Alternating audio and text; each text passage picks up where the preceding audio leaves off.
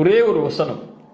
உங்கள் வாழ்வில் கவலை ஏற்படும் போது, உங்கள் வாழ்வில் பிரச்சனை ஏற்படும் போது, உங்களை இந்த உலகம் எதிர்ப்புகளால் பிரச்சனைகளால் சூழும் போது, உங்கள் வாழ்வு இனிமேல் நகருமா, இதோ என் வாழ்வு முடிந்துவிடக் கூடாதா என்றெல்லாம் நீங்கள் எண்ணும் போது, எனக்கு இந்த உலகத்திலே யாருமே இல்லையா கை கொடுக்க தோள் கொடுக்க, இருளிலே வாழ்கின்றேனே, வெளிச்சம் ஏற்படவே செய்யாதா, என் பிரச்சனைகள் நீங்கவே செய்யாதா என்று எண்ணி புலம்பி தங்களுடைய வாழ்வை முடித்து விடலாம் என்ற எண்ணம் ஏற்படும் போது, இந்த ஒரு வசனத்தை மட்டும் குர்ஆனில் திறந்து படியுங்கள்.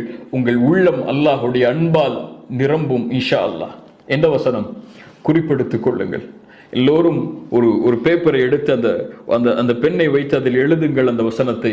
சூரத்து ஜுமர் 53வது வசனம். சூரத்து ஜுமர் 53வது வசனம். நம் மரண நேரத்திலும் இந்த வசனம் நம் கண்ணுக்கு முன்னால் வர வேண்டும். மலக்குல் மௌத் எம்மை அழைக்க வரும்போது, அல்லாஹ்வை சந்திக்க செல்லக்கூடிய அந்த நேரத்தில் இந்த வசனம் எம் கண்களுக்கு முன்னால் ஓட வேண்டும். குல் யா இபாதியல்லதீன அஸ்ரஃபு அலா அன்ஃபுஸிஹிம் லா தக்னது மிர் ரஹ்மத்தில்லாஹ். சுப்ஹானல்லாஹ்.